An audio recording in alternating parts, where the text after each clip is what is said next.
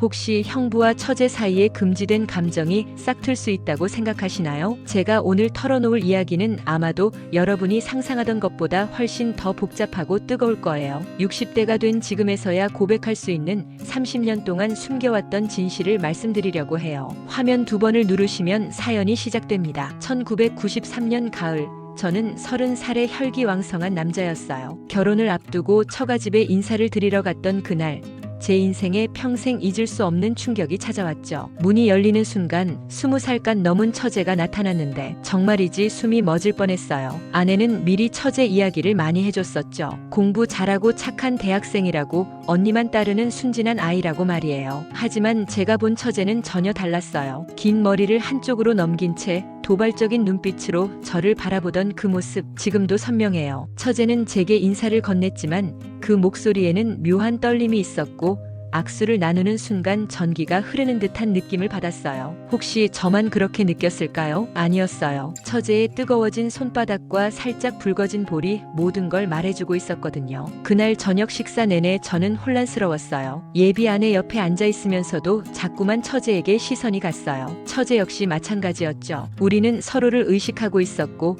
그 긴장감은 식탁을 가득 채웠어요. 장인어른과 장모님은 다행히 눈치채지 못하셨지만 아내는 뭔가 이상함을 느꼈는지 제 손을 꽉 잡더라고요. 그 순간 정말 식은땀이 흘렀어요. 이게 뭔가 싶었죠. 처제는 식사 중에 자꾸 저를 바라보며 도발적인 질문을 던졌어요. 어떤 여자를 좋아하는지, 연애는 많이 해봤는지, 그런 질문들을 언니 앞에서 당당하게 물어보는 거예요. 아내는 처제가 그냥 호기심이 많다고 웃어넘겼지만 저는 그 눈빛의 진짜 의미를 알고 있었어요. 밤늦게 집으로 돌아가는 길, 아내가 물었어요. 처제가 어떠냐고, 예쁘지 않냐고. 저는 대답할 수가 없었어요. 예쁘다고 하면 이상할 것 같고, 아니라고 하면 거짓말이니까요. 그저 애매하게 웃어넘겼죠. 하지만 그날 밤 저는 잠을 이룰 수가 없었어요. 처제의 모습이 자꾸 떠올랐고, 그런 제 자신이 너무 혐오스러웠어요. 결혼을 앞둔 남자가 처제를 이렇게 생각한다는 게 말이 되나 싶었죠. 다음 날부터 저는 처제를 피하기 시작했어요. 처가집에 가더라도 처제가 없을 때를 골라서 갔고,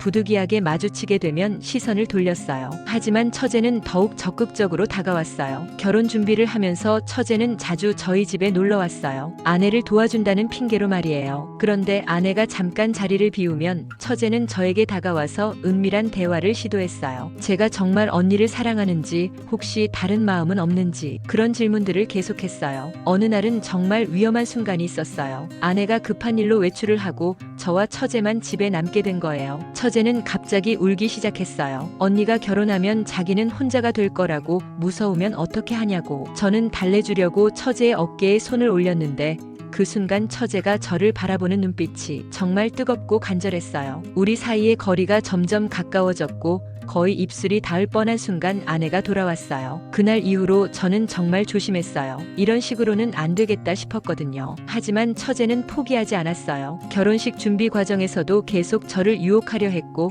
저는 그때마다 마음이 흔들렸어요. 여러분은 어떻게 생각하세요? 이런 상황에서 남자가 흔들리는 게 당연한 건가요? 아니면 절대 있어서는 안 되는 일인가요? 결혼 후 첫 1년은 정말 지옥 같았어요. 처제와의 미묘한 긴장감을 아내에게 들키지 않으려고 얼마나 조심했는지 모르겠어요. 신혼집에 처제가 놀러 올 때마다 저는 밖으로 나가거나 방에 들어가 있었어요. 아내는 왜 처제를 피하냐고 물었지만 뭐라고 대답할 수가 있겠어요? 설마 당신 동생이 나를 유혹하려 한다고 말할 수는 없잖아요. 하지만 처제는 더욱 대담해졌어요. 아내가 화장실에 간 사이 부엌에서 설거지를 하는 저에게 뒤에서 다가와 등을 살짝 건드리기도 하고, 일부러 가슴이 제 팔에 닿게 하기도 했어요. 그럴 때마다 저는 심장이 터질 것 같았어요. 정말 결정적인 사건이 하나 있었어요. 결혼한 지 6개월쯤 되었을 때 처제가 갑자기 우리 집에 울면서 찾아온 거예요. 남자친구와 헤어졌다면서 말이에요. 아내는 야근으로 늦을 예정이었고 저와 처제만 집에 있게 되었죠. 처제는 소주를 마시자고 했어요. 슬픈데 혼자 마시기 싫다면서 말이에요. 저는 거절했지만 처제가 너무 불쌍해 보여서 결국 함께 마시게 되었어요. 술이 들어가니까 처제의 본심이 드러나기 시작했어요. 자기가 얼마나 외로운지,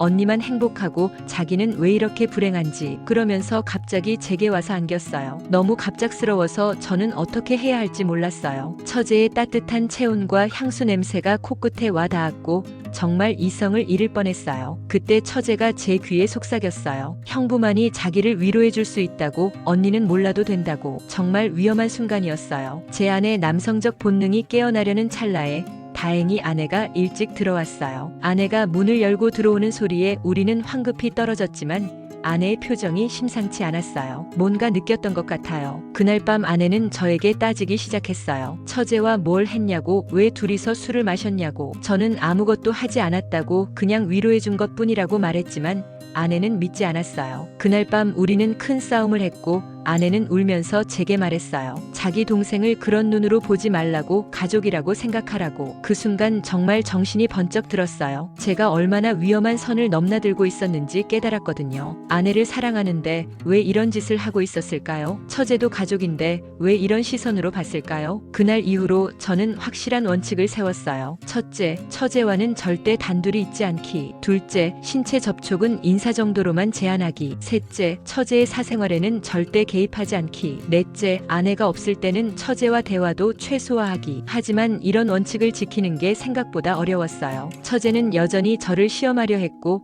가족 모임에서도 계속 도발적인 행동을 했어요. 특히 명절 때는 정말 힘들었어요. 추석 때 처가집에서 하룻밤을 보내는데 새벽에 화장실을 가려다가 처제와 마주친 적이 있어요. 처제는 일부러 얇은 잠옷을 입고 있었고 저를 보자 전혀 부끄러워하지 않았어요. 오히려 더 당당하게 저를 쳐다봤죠. 그때 저는 깨달았어요. 이 상황을 끝내려면 제가 완전히 냉정해져야 한다는 걸 말이에요. 더 이상 처제의 유혹에 흔들리면 안 된다고 생각했어요. 다음 날부터 저는 처제에게 완전히 무관심한 척했어요. 말을 걸어도 대충 대답하고 눈을 마주치지도 않았어요. 처음에는 처제가 더욱 적극적으로 나왔지만 제가 계속 무반응을 보이자 포기하는 것 같았어요. 여러분은 이런 상황에서 어떻게 하셨을까요? 정말 형부와 처제 사이에는 뜨거운 감정이 생길 수밖에 없는 걸까요? 처제가 25살이 되던 해 드디어 진짜 연애를 시작했어요. 그것도 꽤 진지한 관계로 말이에요. 상대는 처제보다 5살 많은 회사원이었는데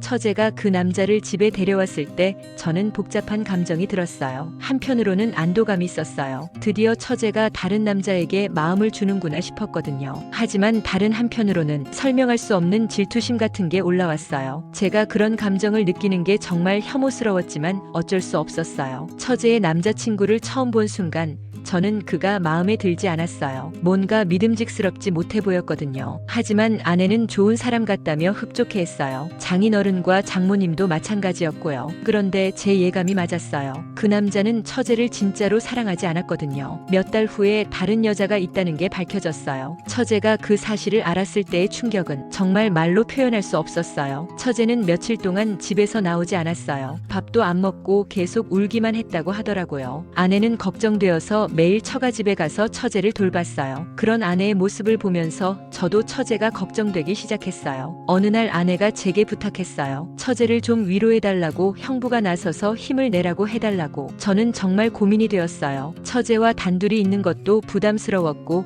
뭐라고 위로해야 할지도 모르겠더라고요. 하지만 결국 처가집에 갔어요. 처제는 정말 초췌해져 있었어요. 며칠 동안 제대로 씻지도 않았는지 머리는 헝클어져 있었고 얼굴은 붓고 빨갛게 되어 있었어요. 그런 모습을 보니까 정말 가슴이 아팠어요. 저는 처제에게 말했어요. 그런 남자는 잊어버리라고, 더 좋은 사람이 나타날 거라고, 너무 슬퍼하지 말라고. 그런데 처제가 갑자기 제게 안기면서 울기 시작하는 거예요. 형부만이 자기를 이해해준다고, 세상에서 형부가 제일 좋다고. 그 순간 저는 정말 혼란스러웠어요. 처제를 위로해주고 싶은 마음과 위험하다는 생각이 동시에 들었거든요. 하지만 그때는 정말 순수하게 가족으로서 위로해주고 싶었어요. 처제는 한참을 울더니 저에게 말했어요. 앞으로는 형부 같은 남자와 결혼하고 싶다고, 형부는 언니를 정말 사랑하니까 부럽다고. 그 말을 들으니까 정말 마음이 복잡해졌어요. 그 이후로 처제는 조금씩 회복되기 시작했어요. 다시 일을 시작했고 친구들과도 만나기 시작했어요. 하지만 연애는 쉽게 시작하지 않았어요. 남자들을 만나도 자꾸 저와 비교했다고 나중에 들었어요. 2년 후 처제가 다시 연애를 시작했어요. 이번에는 정말 괜찮은 남자였어요. 직업도 안정적이고 성격도 좋았어요. 처제도 이번에는 진짜로 사랑하는 것 같았고요. 그 남자가 처제에게 프로포즈를 했을 때 때 처제는 저에게 와서 상의했어요. 결혼해도 될까요? 형부가 보기에 괜찮은 남자 같나요? 그런 질문들을 했어요. 저는 좋은 사람 같으니까 결혼하라고 말했어요. 하지만 마음 한구석으로는 아쉬움이 있었어요. 처제가 결혼하면 이제 정말 남이 되는 거잖아요. 더 이상 우리 가족이 아닌 다른 가족의 사람이 되는 거고요. 처제 결혼식 날 저는 정말 복잡한 심정이었어요. 행복해하는 처제를 보니까 기쁘기도 했지만 한편으로는 뭔가 끝나는 느낌이 들었어요. 30년 가까이 이어온 우리의 미묘한 관계가 끝나는 거라는 생각이 들었거든요. 신부 대기실에서 처제가 저에게 와서 말했어요. 그동안 형부 덕분에 많이 배웠다고, 좋은 남편 찾는 기준도 형부 때문에 높아졌다고, 그리고 마지막으로 한마디 더 했어요. 만약 형부를 먼저 만났다면 어땠을까 하는 생각을 가끔 한다고. 그 말을 듣는 순간 저는 뭐라고 대답해야 할지 몰랐어요. 그냥 행복하게 살라고만 말할 수밖에 없었죠. 여러분도 이런 경험이 있으신가요? 가족이지만 완전히 가족은 아닌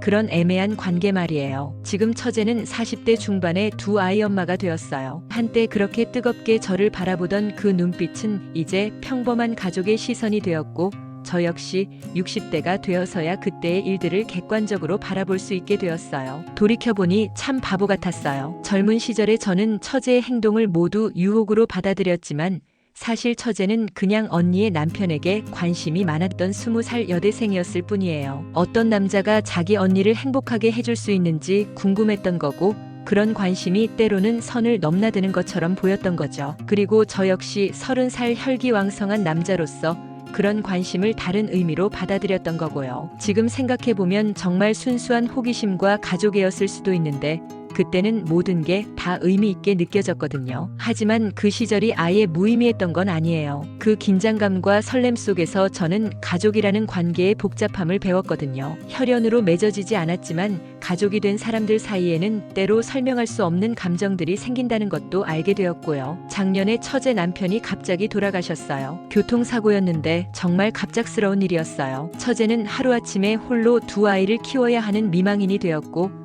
우리 가족 모두 충격에 빠졌어요. 장례식장에서 처제를 본 순간 30년 전 연애에 실패해서 울던 20살 처제가 떠올랐어요. 그때처럼 초췌하고 절망적인 모습이었거든요. 하지만 이번에는 달랐어요. 두 아이의 엄마로서 꿋꿋하게 버티고 있는 모습이 정말 대견했어요. 장례식이 끝나고 집에 돌아온 처제에게 저는 말했어요. 힘들면 언제든지 연락하라고, 형부가 도와줄 수 있는 일이 있으면 말하라고. 그런데 처제가 저를 바라보며 웃더라고요. 그 웃음 속에는 30년간의 모든 기억이 담겨 있는 것 같았어요. 처제는 제게 말했어요. 형부 덕분에 좋은 남편을 만날 수 있었다고, 그리고 이제는 정말로 가족이라는 걸 느낀다고. 젊었을 때는 형부가 뭔가 특별한 존재였는데 이제는 진짜 오빠 같다고 말이에요. 그 말을 들으니까 뭔가 후련했어요. 30년 동안 마음 한구석에 있던 죄책감 같은 것들이 사라지는 느낌이었거든요. 우리는 결국 진짜 가족이 된 거예요. 요즘 처제는 가끔 아이들을 데리고 우리 집에 놀러 와요. 아내와 함께 저녁을 해먹고 아이들은 저를 할아버지라고 부르며 따라다녀요. 그런 모습을 보면서 정말 평범하고 따뜻한 가족이 되었구나 하는 생각이 들어요. 하지만 가끔은 그때의 기억들이 떠올라요. 20대 처제의 도발적인 눈빛,